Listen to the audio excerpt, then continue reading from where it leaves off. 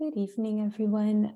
Welcome. We're so happy to have you all here on the International Day of Forest to talk about forest data in Malaysia, all of the challenges and solutions. We're just waiting for some more people to join, so we're just going to give it a little bit of more seconds and we'll start our conversation.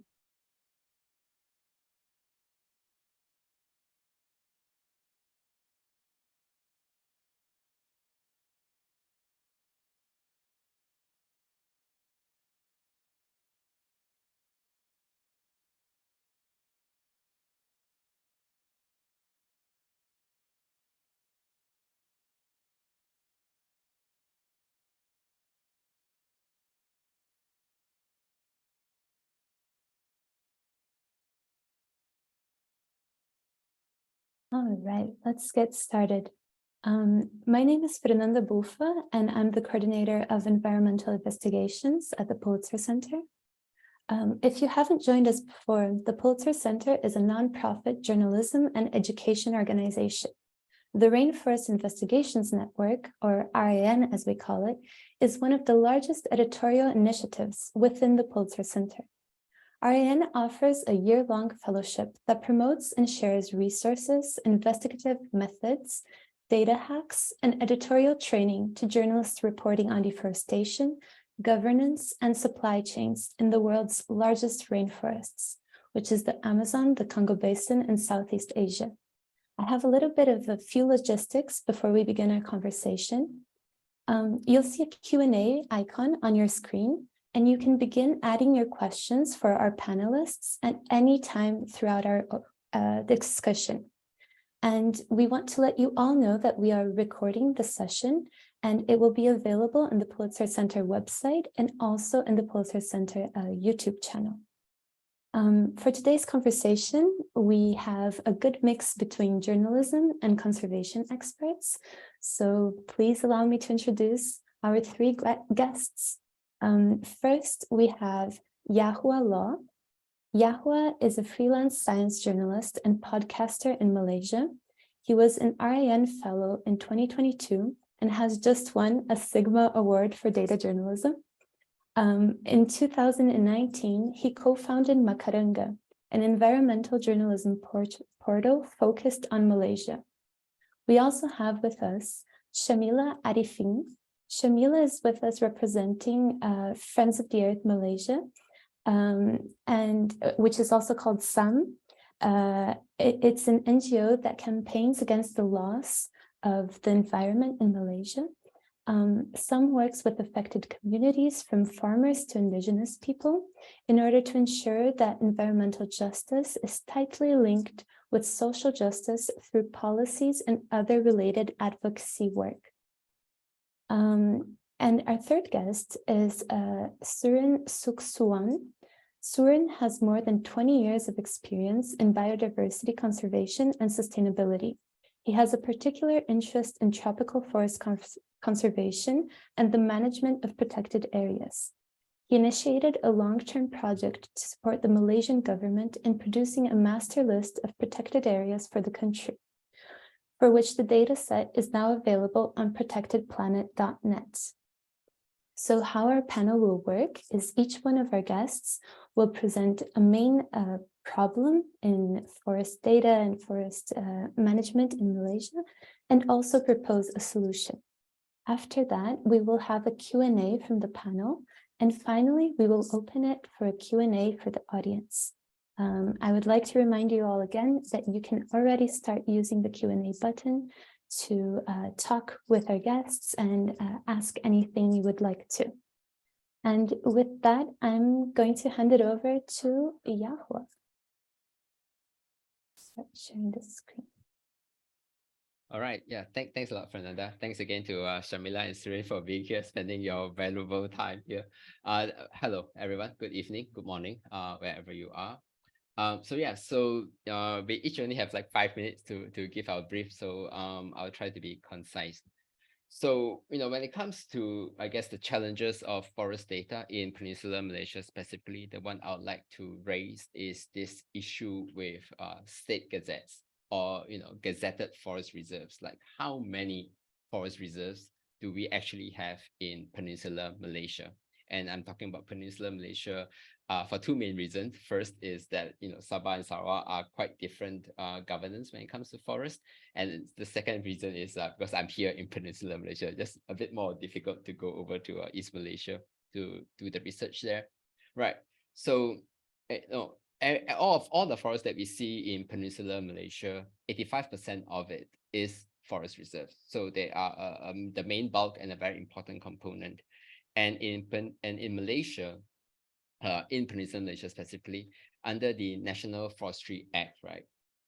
The sole authority that has the power to make any changes to forest reserves is the state government of each of the states, right? So, but for them to do that, they actually have to publish that change, that decision to change in a document called the State Gazette. And in that document, they will specify a date, right? And it's only when after that date would the changes to the forest reserve be effective. So that means that State Gazette should be the ultimate reference for all our forest reserves. However, the next slide, please, Fernanda. However, when we go in and we compare the changes in forest reserves recorded in the State Gazettes to those recorded by the Forestry Department reports, we find a huge gap. So this is the data that we reported in our recent stories. So in the last 20 years, so what we see here are the changes in, the bars represent changes in forest reserves. The black one is the one recorded in the State Gazettes. The orange one is the one reported by the Forestry Department. And these are on the left are all the state names of in Peninsular Malaysia. So we could see, for example, in Pahang, that the Forestry Department in the last 20 years have been reporting 130,000 hectares more of forest reserve than we can actually find in the corresponding state gazettes. So, and states like Johor, Kelantan also have huge gaps, and states like Kedah, Malacca, Penang have far fewer gap. So those are fine because there could be a time lag. So to me, this is a huge problem, a huge gap in forest data, because the implications, the main implication for me is that this totally erodes confidence in government data, because this is the same source, right? It's the government controlling this data, although perhaps different agencies, but still it comes from the government. And if there's such a huge gap within the government data itself among themselves, then, at least in me, it raises a lot of question. And then and then from the business side, I know that there are some among us here in the audience who do certification for sustainable timber. So on the business side, every certification has an audit of the forest reserves.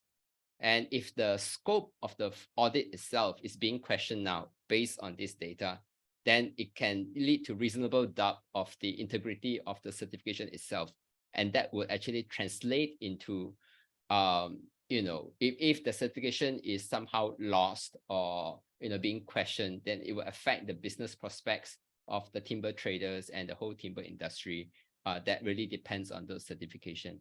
So those are very important things to really address. As to the solution, how do we overcome this? Of course, the government should come forth and explain what is this gap, that they should definitely do that. Now, so far, there's been no explanation given. But then after that, to really restore confidence, I think they should make the data, State Gazette, freely available. Now we have to pay for them. They should make the State Gazette freely available so that anyone can go check it. And then gradually, once we make many checks and we find that, hey, things are looking good, fine, then public confidence would be restored.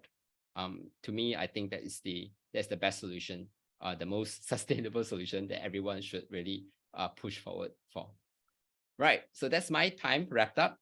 I would like to hand over the floor or the mic, whatever it is, to Shamila from Sabah Alam, Malaysia. Go ahead, Shamila. Shamila, you have to switch on your mic. Yeah.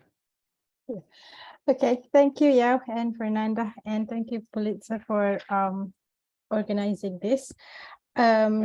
So I will begin by presenting what we believe is like one of the most important problems in Peninsular Malaysia, but I think I will stretch it further for Malaysia itself. Yeah. Now, we currently do not have an annual publication of statistical data on forests and conservation areas that are legally well defined and categorized and freely accessible online for the entire country, including Peninsular Malaysia at the federal level. The trouble is, if you can find it, in separately in Sabah, Sarawak, and Peninsular Malaysia, true, is a bit more difficult. Yeah. Then you can have some, you have the compendium of environmental statistics produced by the Department of Statistics, but sometimes there are problems when there is no centralized, official, the most authoritative data. So apart from having this an annual publication of statistical data at the federal level, just the data alone, we also need data that is meaningful, that can provide some analysis, for example, that we can compare, so that we can see trends, for example, across years or across regions, Sabah, Sarawak, Peninsular Malaysia. So without, if you're just presenting data and it's very difficult for us to make sense of the data, well, then the data is not meaningful, then there's not much that we can do about it. Yeah. Now, when this is not done, the result is that we, the researchers, campaigners, journalists, and people interested in forest protection in the country will have to literally data hunting, and I really call it hunting, because you go from one website, one report, one publication, and it could take months and years to really understand, because we've got 3 regions, and then there are different laws, there are different legal categories, different names used, different ways of categorizing, and different agencies managing different types of forests and conservation areas. Now you can imagine, for a novice beginning to understand all this, so it gets, not just a little bit difficult, it's really daunting. So when this is not presented, then what we have is, what you will have to do is hunt. You have to hunt for the data, and it's a skill that will take many years for you to master. Then you will finally, you get it. Then when you finally find the data, they can be, highly confusing, incomplete, not up to date, and even inconsistent, because they're provided by different agencies from different regions. So then it can make you really, you just don't understand what's going on. Then, for example, the solution would be, this country needs a single official, public-friendly federal government website to present annual and free publication of data on forests and conservation areas and other relevant data analysis and reports, where we can make sense of the data and not just, these are the numbers. We have Malaysia's open data portal. You can try to go there, but the data there, the presentation is poor. When data presentation is poor, search will be futile. Yeah, I have done searches for forest reserves, and it's results based search results, and then I get data even on results on cockles, for example. So you can imagine, you cannot present your data by search. Like, how is someone who is just starting a new researcher, or someone who's not familiar with all the laws and policies on classes and categories of forests, how are they even going to begin? Yeah, and we have to remember, this is we've got 3 members of the Federation: Peninsular Malaysia, Sabah, and Sarawak. So we've got different laws and different forest names and categories, although you can make some sense and place them in, categorizations that make sense. So next slide, please. Many of you may know that the country released in 2019 only for protected areas, not for production or state land forests. This report was like a work of many, I think, more than 2 decades of many government agencies and NGOs. It was released and then it was inexplicably withdrawn. So something needs to be done, because it's a beautiful publication. I've seen it, and when will it be released again? So the government needs to release this again, so that the country now does not have an official document to say that this is the list of all our conservation areas. I mean, this is 2023 already. It's not possible that we are left without such data. Yeah, and this document also it goes for it covers both terrestrial and marine ecosystems. So I hope that the government of the day can quickly re-release it and update it, and so that and put this and other data in a one-stop website. And if you need more information, you can go to, we're providing you a list of links for conservation data.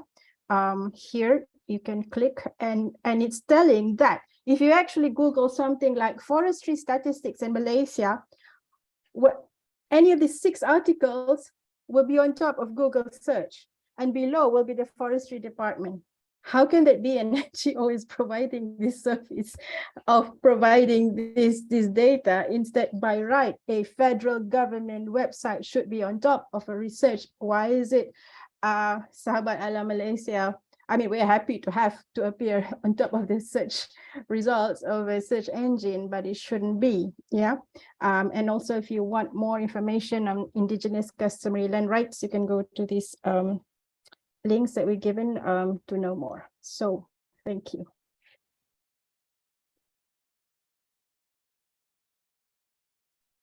I think I'll pass this to, sorry, yes.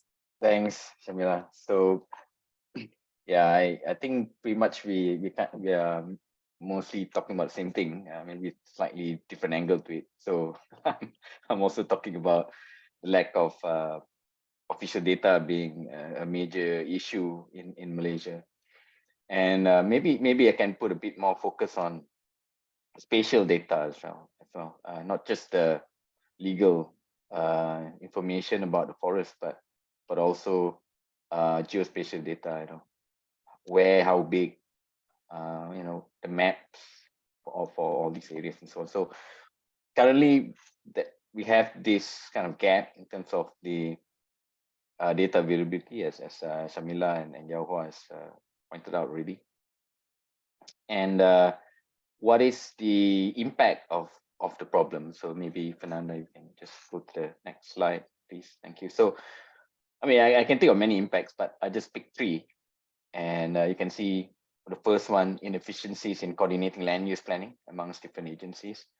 And you can see this even in official land use planning documents, whereby there could be some discrepancy or inconsistency between one planning document that may identify an area as a forest reserve, and then in another map, maybe the area is mentioned as being something else, maybe slightly different legal status, and so on, right? And this goes for all levels of land use planning documents. In Peninsular Malaysia, we have this hierarchy where we have the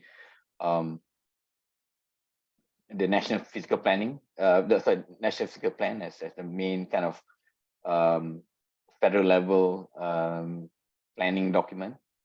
And then zooming in on more specific areas, you have the structure and local plans as well. And we do pick up on inconsistencies between these plans. And for the consultants involved, the town planners, it's also increasing, it's also very frustrating for them to actually determine where the boundaries of these areas are, the legal status and so on. So it's not just the novice researchers, as mentioned by Shamila, but even experienced consultants often struggle to confirm, verify data, and so on. So that's on the land use planning. And this includes EIA as well, where you have, again, in EIA reports, maybe even protected areas are not correctly identified. That could be quite serious in terms of the potential impacts, right? Because if they are, the EIA consultant is supposed to identify the location of environmentally sensitive areas and so on within the area of interest, and they overlook the fact that there's a protected area which may or may not be forested, then there's a risk that that area may actually then be impacted, right? Maybe development is allowed to proceed because people didn't recognize that there was a protected area in that particular area. So that's the first one. Second one, enforcement as well, right? If the enforcement agencies can't verify where are the boundaries, then it would make enforcement very difficult. And this has happened before, where you have cases of maybe hunting happening, or maybe the extraction of timber or other non-timber forest products, and the authorities may be delayed in carrying out their work because they can't verify whether the so-called illegal activity actually happens within or outside of the forest reserve or protected area boundaries. So we have issues with enforcement. And then the third one, which is becoming increasingly relevant, is that without reliable forest data, then you will have problems when it comes to access to carbon or climate financing. Why? Because it's not easy to get carbon credits, for example. There is a whole, very elaborate verification process involving third-party auditors and so on. And if they can't even verify whether the forest boundary is correct, where the forests are and so on, then how are they going to quantify accurately the amount of carbon in a particular area and so on? So the endpoint is that the buyers of the potential carbon credit that arises from the project may not be confident to purchase because they don't trust the data, pretty simply, right? So these are some of the major implications where we're concerned. And final slide for me is in terms of the solution, we need to have I would say an independent body, credible and independent body that actually takes charge of the data. That third party either could be a newly established entity by the federal government, or they could appoint a third party that provides this service, and the data should just be made available for anyone who's interested. It should be impartial, it should be objective, and hopefully that will restore confidence in terms of the credibility of the data, right? So people can access the data, they can verify it, they can compare it with satellite imagery and so on. They can use it for conservation purposes. They can use it for climate monitoring, to develop carbon projects, whatever. Right? I think that basically you need the democratization of data, with the data being managed by a credible third party. Because as we can see, when there are inefficiencies, when the data is not managed independently, right? So currently the data, the forest data that we have is actually supplied by the forestry department themselves, and then collated by the federal government. The federal government is actually totally dependent on the state forestry department for the data. They do not conduct any independent data gathering themselves. So the quality of the data is as good as whatever that they get from the state department. And then state forestry department is beholden to the state government, and the state government may have their own agenda in terms of what kind of data goes out to the public. So there is a conflict of interest, which can be avoided if there is independent forest monitoring. So yeah, I'll stop there for now. Thanks. Great. Thank you very much, Yao-Hua, Surin, and Shamila.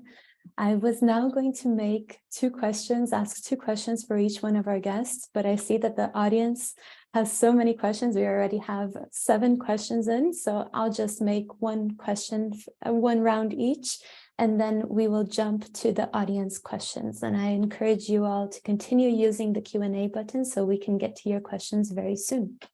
The first question is for Yao-Hua. And I'd like to know, in your reporting about forest data in Malaysia and all the contradictions that it has, what was the biggest challenge And if you could give 3 tips to journalists who want to report like you, who want to build databases as you do, what do you think are the best approaches? Right, I'm gonna go quick because we really have many questions in there. Okay, I think the biggest challenge is to get the government to explain some of the discrepancies that they have found. So far, the forestry department, the state governments have not responded to our questions, so that is a huge part of the story missing. And then I don't have any solution for that really. Sometimes they speak with us, sometimes they don't. We try to be I think we are fair, but it's really I guess we need to do more convincing to get them to talk to us. And just some tips for anybody who's doing reporting on forests anywhere in the world is to understand the law that governs the forestry issues, understand how forest is defined differently under different policies and laws and being used differently. And also, of course, be willing to embrace the different digital tools or technology that is available out there. There are so many tools available now for us to report on forest. So yeah, that's it from me. Great, thank you. Next question is for Shamila. I'd like to know how can data better equip local and indigenous communities to fight for their rights? Yeah, mute. Hi, thank you. Data is information, and so for consent of affected peoples, affected communities, local and indigenous communities, to be denied or given by affected peoples, through the what we call the free, prior, informed consent, information, obviously has to be there prior to any decision being taken by decision makers. So yeah, data is essentially information, and communities use information to make decisions. So without information, how you can't say that proper consent has been given if that's what it's claimed. Okay, thank you. And for Surin, it's a bit of a forest data, but also an economic aspect of things. So the Malaysia government says that it doubled its GDP without sacrificing its forests. And how can the management of protected areas be aligned with a sustainable economic growth? Yeah, I think people are becoming more aware that a healthy and resilient ecosystem underpins the economy, right? Because a lot of the wealth or economic growth that we are experiencing is because we have resources. We are rich in resources. There are a lot of industries that depend on the consistent supply of resources, natural resources, whether it's forest-derived resources or even water. Actually, water is a very important resource, and I think most of us are aware of the very strong links between a healthy forest ecosystem and the supply of good quality water, right? So you can have an exploitative model of growth whereby you quickly deplete the natural resources, and it will probably lead to very fast economic growth for a certain amount of time. But then once the resources run out, if you have ecosystem collapse and all that, then the growth will slow down by a lot, and actually you end up spending a lot of money to repair the damage. So the way forward really is to have a balance between a steady economic growth and making sure that the natural resources are used in a more sustainable manner, so that the ecosystem services can be provided over a longer period of time. Great, thank you very much. And now we will jump to the questions of our audience. And then any of the 3 of you can feel free to jump like, I like that question, I'd like to answer it. And when a question is directed at someone, I will then let that person know. But we have a question from Jingy, and it's free for anyone to answer. It says, do we know if there are any countries that have a central database of their protected areas and or forest areas? Yeah, okay, I'll try to get this.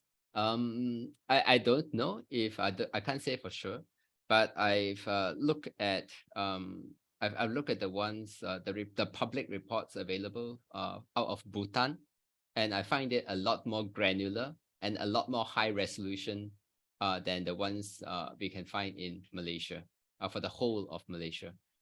So I do not know if Bhutan, for example, as a country, has a central database. But what they are providing for free publicly is already way better than what we have. And Bhutan has a lot of projects on REDD+, I think, and I think that is a good incentive for them to provide all this data and to actually have a central database also. Yep. Yeah, if can I I'm also- sorry, go ahead, Shamila. Yeah. Right, thank you. Well, I think I'd like to correct this misconception. I believe, of course, there are countries who have central database. Now, Malaysia, depending on what data you want, we're not saying that we do not have the data. We do, but they are scattered across different agencies and ministries. And the reason for that is because we are a federated country. We are a federation. Yeah, so the information on forest and land, the Sabah, Sarawak, Peninsular Malaysia, and Peninsular Malaysia, there's different states. So that is the problem. So in many countries, depending on their governance structure, this is not the case for land and forest. So maybe it's much easier to have centralized data. I mean, it's like one ministry for the entire country. So all the data in our website and the links, they are government data. But somebody has got to sit down and put them, and then also to make meaningful data from, from 1990s, for example, put it, to present it in that way. So you can see trends, you can do analysis. So the problem is the lack of proper adequate coordination between different ministries, different agencies, and the different regions, state, federal levels. Yeah, if I may also share my thoughts on this, I think a lot of developed countries would have such a centralized database, but I think good to compare with other tropical developing countries. And I the one that pops in my mind is Brazil. Actually, I don't know, maybe Fernanda can share her own experience accessing data from Brazil. I think that for many years now, Brazil has an independent monitoring system in place. I can't remember what's called now, but yeah, I think it is being managed by some kind of consortium of research institutes and technical experts and all that, right? And the data is being used by many parties in the country and outside. So, yeah. Just one last point to add. So there's also a question there. Maybe this partially answers another question too. On what our country is doing to improve all our forest management. So on this centralized data thing, right? So in some of our conversations with the Forestry Department, Peninsular Malaysia, they have told us that they are in the progress of digitizing and constructing a platform, an electronic platform, to hold all the forestry data from different states in one HQ, in one central location. A lot of it now is like, paper, and, you have to wait for the state agencies, the state forestry agencies to report to the central. But they are now trying to get this electronic platform so that, everything is reported, I guess, live or real time, I don't know. And so they have it all at the central depository. I heard that 1.5 years ago that they're already doing that. But we do not know what's the progress of that. So I guess that's a good thing. Yeah.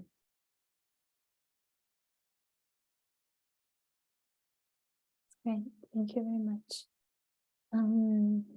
There's another question coming from Hui Wen, and they ask, are these challenges of accessing data unique to forests in Malaysia or other extractive industries as well? For example, mining, oil, and gas. In your I think opinion, mining is worse. I think I've heard that mining is even worse. Because it falls under another department, which is apparently even more. I don't know what's the proper word. Anyway, you understand what I'm saying. So I heard that mining is even harder to get data from. yeah, but I'm not sure. Maybe Surin and Shamila has insights. Yeah.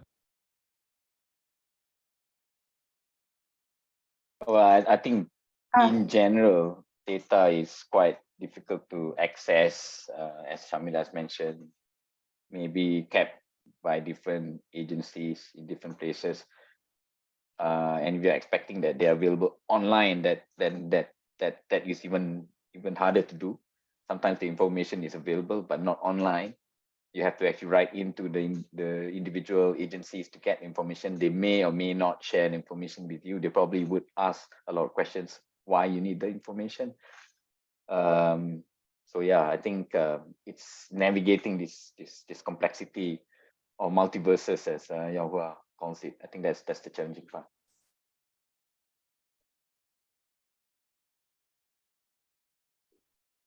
If I could just add to that, I don't know about extractive industries, but if you were to look at, let's say, timber harvesting,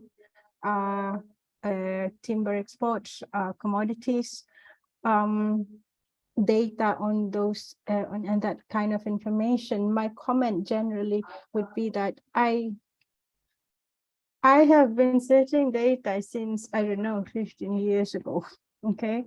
And what I can see, I think there's a deterioration of availability of data or presentation of data since back then.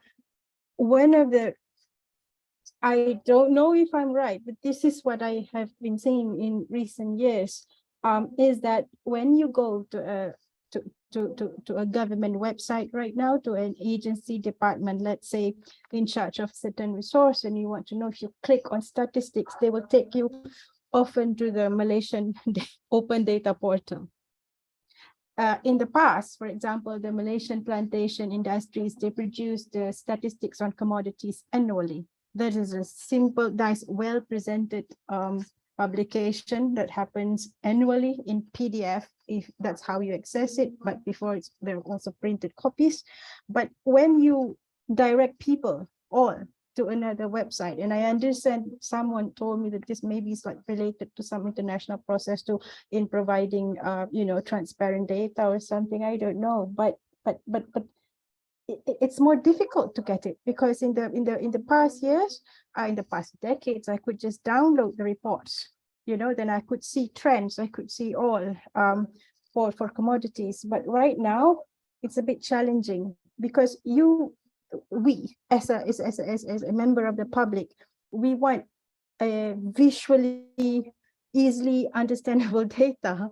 If you want us to search, and it's confusing, and it's not in a permanent in a PDF format, for example, then it becomes difficult. So data is there, but searching for it can be so daunting and so frustrating that you might just give up. And then if you don't help institutional support like me, then you may not be able to understand easily what is this information, what is that information. So I think the country needs to rethink about this, like, why is it right now that this is being done and you direct to one website that makes it's more difficult, I believe. And we have data from the 1990s on timber exports or for the entire country, where it was so easy to find. Now you have it, but it's a little bit more difficult to click here and click there and download this and download the extra, So before this annual report, you wait for it every year. I really hope they could bring back this type of annual reporting. Yeah, that would be great, having something centralized, easy to read and everything. For the next question, we're getting a bit political. How would you three assess the current government in terms of interest in tackling with all of the issues exposed here, or environmental issues in general? Who wants to go first? I see Shamila smiling. I'm not sure if she wants to go first. Never mind. I'll go first. I think among us three, I have the least experience. So I'll say what I can say and leave the others to do a better job. The current government, I think, I've had several interactions either online or in person with the Ministry of who's managing our natural resources now. They seem a lot more open than before. Seem to be saying the right thing most of the time, and they seem to be engaging with NGOs apparently also a lot more than before. Definitely engaging with me a lot more than before. So this gives me hope that that there is some positive change, and even within the forestry department itself, I know they are putting in the money and the effort to digitize many things, to do a lot more monitoring. And so, but perhaps they have been, some might say, oh, they have been doing that for so long, perhaps, but they're still doing it, which is good, better than stopping it. But it's just that we don't really hear too much of it. And as I said, there could sometimes be an issue of a lack of public confidence in these things. So it would be great if they engage with media more or NGOs more to tell the public what they are doing and what could be done better. But overall, I am at these levels, I'm not as pessimistic as sometimes my articles might show. Yeah. Okay, I'm going to pass it on to Surin. Or maybe Shamila. Okay, I'll give it to Shamila first. The last one might have the hardest one. Okay, I'll give it to Shamila first. Yeah. I think it's a bit too early to actually make a proper assessment. It should be in the as the 5 years coming to an end that you can have a proper review of it. But I do hope there will be more openness and beyond a interest in tackling the issue. You also need skills and understanding, and I really hope that the new government can will have a new approach, will have a better understanding on a lot of other, it will be more technically knowledgeable, because now as things get more complicated with the arrival of carbon markets and climate financing and things like that. So interest, I think, is one thing, but just because you have an interest, but if the sort of like the approach, the perspective must also be there in order to be able to tackle environmental issues. So Sorin, it's your turn. I think just having a minister who actually believes that the climate and biodiversity emergencies are real is already a good start, right? Rather than trying to deny that there's a problem. So I think that it's early, it's still early, as Shamil has mentioned, but I think the potential is there that things can change, and some things that need to change are not incredibly difficult to do. So it'll be interesting to watch, for example, whether the current political leadership, the ruling party, the ruling government right now would make gazette notifications freely available or not, right? Because it's easily done. You don't need to change the law. You don't really need to do much anyway, because right now, as Shamila has mentioned in the answer to one of the questions, gazette notifications currently are behind a paywall. You have to pay, I don't know what's the current rate, 2,000 ringgit or something like that per year in order to be able to get 1,500. There go 1,500 ringgit to access the gazette notification. I don't know what's the amount of revenue that the government gets out of this subscription of 1,500 ringgit per subscriber, right? So I think even if they abolish that and just make it free, they're not going to lose a lot of money, right? Probably nothing to compare with, for example, the daily toll collection on the LDP, for example. That's probably a lot more than the whole year's revenue from the gazette notification subscriptions, right? So yeah, abolish it and then make it free. Can be done overnight. So let's see, can the government do that or not? On the same hook of the government, another question asks, how can the many different stakeholders guarantee transparency of forest data and also show that it's valuable for the government and all the different activities that the government is involved with? This person says carbon market has not been sufficient to move them towards the transparency direction. So are there any ideas that would be attractive for the government? You all mentioned, somebody mentioned it, like timber certification. Could you please just elaborate a bit more all of these activities that could then generate profit, protect lands, and just be an overall good activity for everyone involved? I think we have not tried enough of the carbon market approach to really say that the transparency incentive, that it is not a strong enough incentive for governments to make their forest data more transparent. One of the sources for my story, Dr. Gary Teixeira, now he is very experienced in the government and also as a consultant. And he was telling me that there is definitely in the industry, in the timber industry, in the banks and all this green financing, in all these industries, there is a strong push for more data to be more transparent and that kind of thing, to make it more open so that everyone could easily judge or evaluate the value of a carbon project and the kind of things. And so, and he was saying that the private sector will hit a gap or hit a ceiling that imposed by the government because of lack of data. And then the private sector will not be able to move forward unless the government lets them move forward with the data. And hopefully that will be a real strong push, right? Sometimes the private sector has to push enough, then the government has to follow. So otherwise the government lose out on revenue and all these things, right? And there's a lot of lobby. We are lousy lobby. I know I'm a lousy lobbyist. I'm not sure about Surin and Shamila, but the private sector could be a much stronger lobby than we are. I think it's still a bit too early to say that those financial incentives are not strong enough for transparency to go forward. Yeah. Surin or Shamila?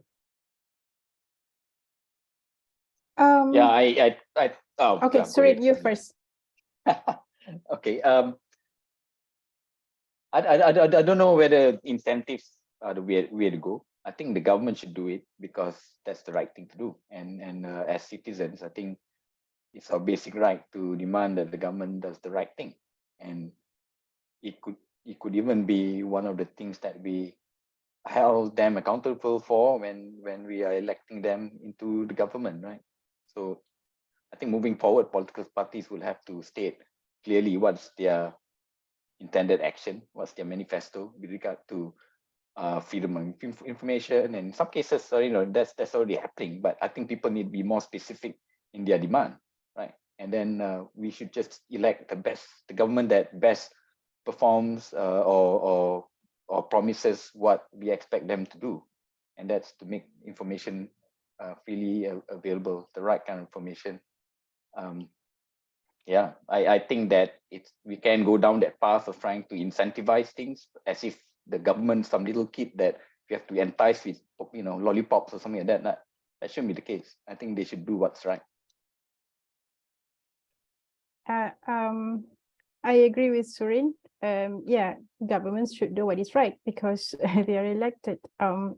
Sahabat Alam Malaysia, we're not fans of carbon markets or net zero, carbon offset, geoengineering, all these. We regard them as false climate solutions that will just allow polluters to continue polluting. But if really one needs incentive to do something right, well, the real incentive is climate change.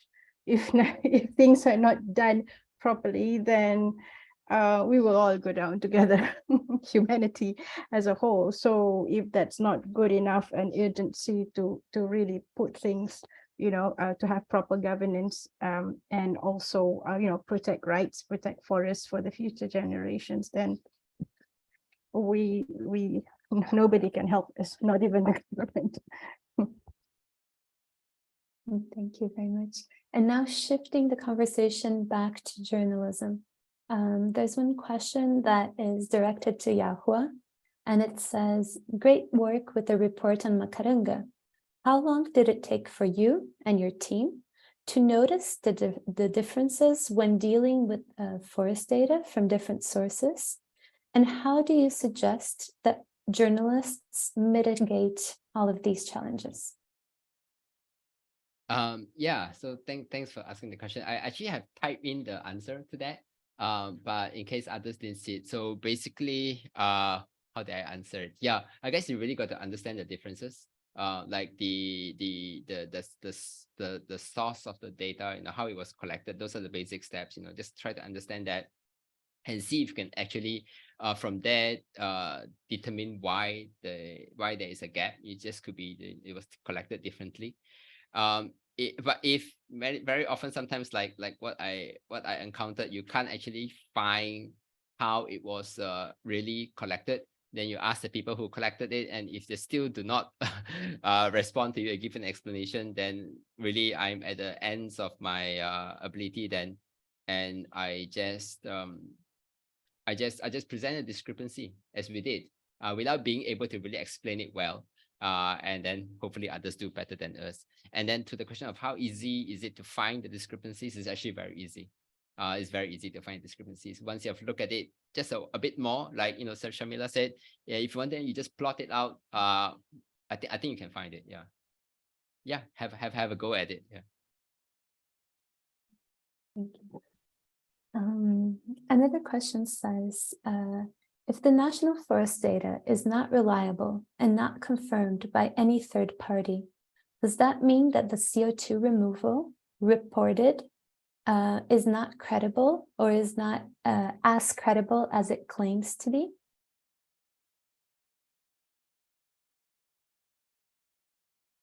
I don't know whether Yao-Hua, you wanna go first on that one, or should I? Sure. Yeah, I'll just say what we said in our story. I suspect that there's a good reason to question that, because it's based on forest area and tree density and tree volume and tree growth. There's a whole formula to it, but it's estimated based on the amount of forest and the types of forest that we have. The national forest inventory that's done every 10 years. And there are also gaps there, which I did not report in the stories. But yeah, so there's good reason to question it.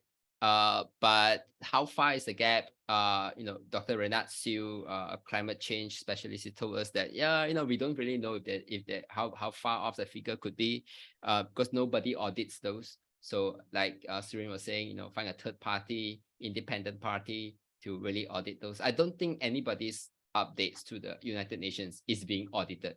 So it's not as if it's just Malaysia alone being like the naughty player here. No, it's just nobody audits those.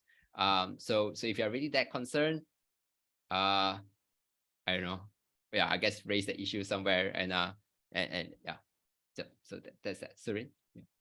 Yeah, I mean, where international reporting is concerned, every government is expected to act in good faith, right, and provides reliable data. I mean, the UN UN is essentially made up of all the different countries, right? So I don't think anybody wants to start policing each other, because that's just going to create a lot of conflict, right? So everybody just accepts whatever that each government has presented to the international audience. I mean, a lot of it is actually dependent on forest cover, and that's a very contentious issue.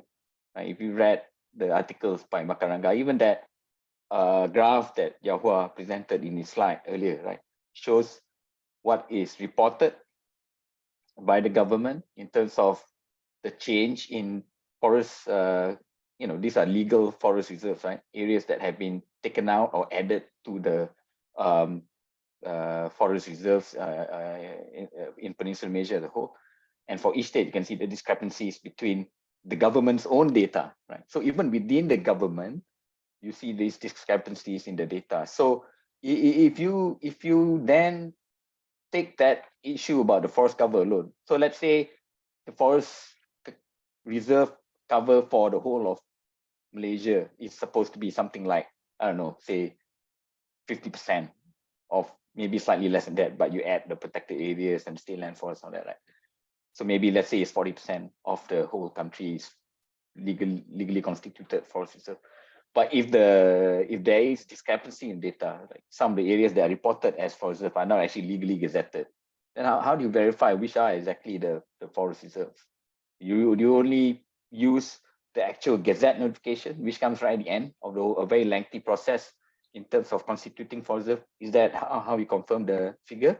But quite often when you read the news, when there are disputes over certain areas, and then you suddenly hear a lot of conflicting things. They say, for example, the state government might say, oh, but it's already been approved by the state legislative assembly. We approved the proposal to gazette this forest like 10 years ago, but the gazette was never published. Gazette was published maybe 10 years later. So which one, where at what point then do we say that there's a legal, that the area is legally constituted, right? I mean, the only way and the only verifiable way is actually to look at the gazette notification. It actually appears in the public gazette. If you've never seen a public gazette notification before, then it would be good to Google it and have a look at how it looks like. I mean, in normal kind of language, you can say that it's like a birth cert, right? It tells you when an area is born, like, okay, it didn't exist before, then suddenly becomes a forest reserve. And this is the certificate that confirms that, right? So you need to have that certificate for every piece of forest reserve. Then only you can verify, okay, that all these areas exist. But if, let's say, people can manipulate that by saying, oh, it wasn't actually published in the Gazette, but we approve it somehow in the day one sitting like 10 years ago, and it's there. It's, you have to believe me that it's there. So these are the issues, right? Because if we don't have an objectively verifiable way, then the forest cover of the country can be quite a long way off. And that's just looking at the legal definition of forest, not looking at actual forest cover, which you can determine through satellite imagery. So that's a different ball game altogether. So it can get really technical if you really want to get into it. Yeah, continuing from Surin, I mean, there are a few issues here. One is like the inconsistency of data from between different government agencies. Yeah? Then there is no one-stop center. Then there is also whether or not what is on paper is really that on the ground. That's another ball game altogether. So for example, this is not just a Malaysian issue. It comes from the international lobbyists. The fact that this term forest plantation exists in itself in the international level, that is itself is problematic. A forest is not a plantation. A plantation is a plantation. A forest is a forest.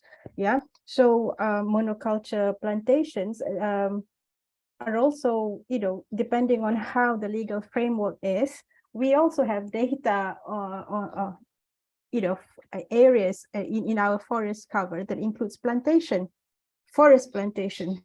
So yeah, it's not reliable in that sense. And the quality of the existing forest itself, that's another different issue, another investigation in different areas. But and apart from our need, the need to not count plantations as forests, if you look at Sabah, for example, I think Sabah has done well in the best in the three regions, Peninsular Malaysia and Sarawak, in compiling and presenting their data and providing where the Gazette notification, so you can look to evaluate yourself. So there are ways also, apart from having third-party verification and all. If the Gazette is there, if you can check against it, then anybody can do that. You don't have to have expensive paying to other people to just know whether the data is credible. Now, whether you want to check whether what is on paper is really on the ground, that is another question, another issue altogether. So if information is there, Gazette is there, and I think if you can look at Sabah, even the Sabah Forestry Department, the reporting every year, it's pretty decent. If they can do it, Why can't the entire country do it? Yeah, it's definitely something that all different stakeholders can be involved in and share resources and share tips and tools to get the job done. We're coming to an end. Thank you so much, Yao-Hua, Surin, and Shamila, for all of the experience you brought to our webinar, for sharing all of your information. I would like to remind everybody that this will be online. You will have the presentation, the PDF, if you want to go back to the links to everything that was discussed here. I would also encourage everyone to please fill out the form that Yao-Hua shared in the chat. This form will help us understand better not only the format that we chose for this webinar, but also programming further activities for you all. And I invite the guests, if they want to say any closing remarks for us, please.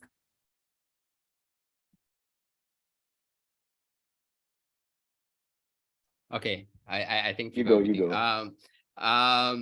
No, I think we need good NGOs, we need good consultants, and then we also need good environmental journalists. And of course, Macaranga is not the only one who is writing about the environment.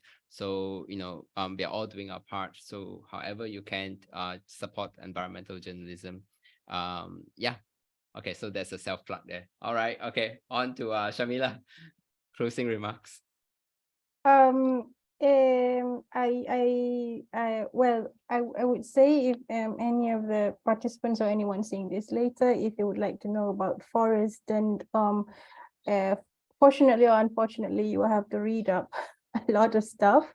And please do, because if you don't, then it can get really difficult to understand, because we have different laws and different policies in different regions. Once you are able to understand that, then it's much easier for you to participate in in advocacy, or in talking to the government on what needs to be done. So as interested multi-stakeholders, or if you're from CSO, if you're a journalist, then you should try to educate yourself on what you're looking for.